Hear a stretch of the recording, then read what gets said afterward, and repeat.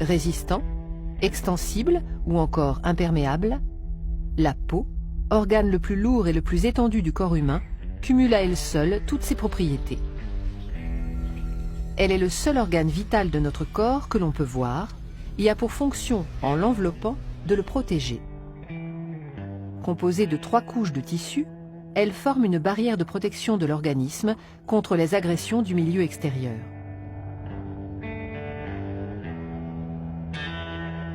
L'épiderme, c'est la couche superficielle directement en contact avec l'extérieur.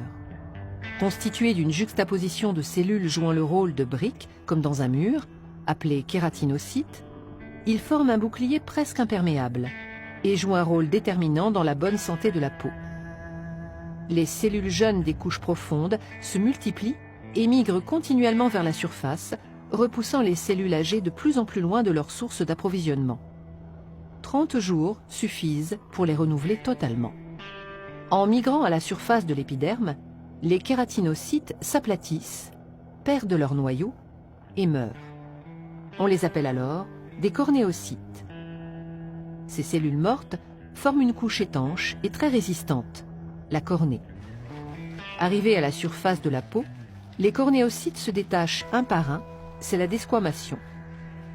L'épiderme n'est pas irrigué directement par des vaisseaux sanguins, mais par diffusion du derme.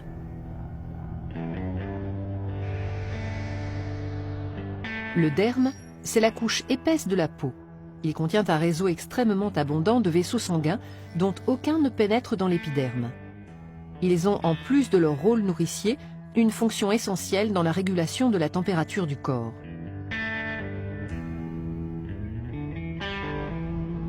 On trouve également dans le derme du collagène et de l'élastine, qui confèrent à la peau son élasticité et sa résistance.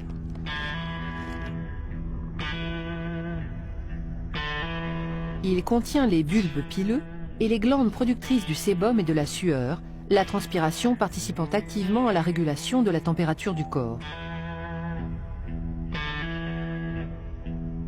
Enfin, le derme est richement pourvu en récepteurs sensoriels, permettant la détection de la pression sur la peau, des vibrations, des étirements ou la perception de chaleur et de froid.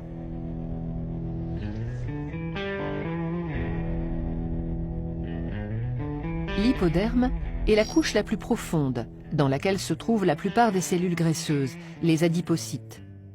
L'hypoderme, amortisseur de choc et protecteur contre le froid, constitue une véritable réserve d'énergie. La peau est donc une enveloppe vivante qui se renouvelle constamment et nous protège des rayons ultraviolets, des micro-organismes ou des agressions externes.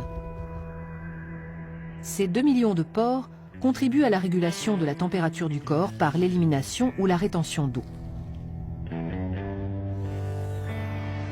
La peau est aussi une petite usine à vitamines. En puisant son énergie dans la lumière du soleil, elle fabrique la vitamine D, essentielle à la fixation du calcium sur les os.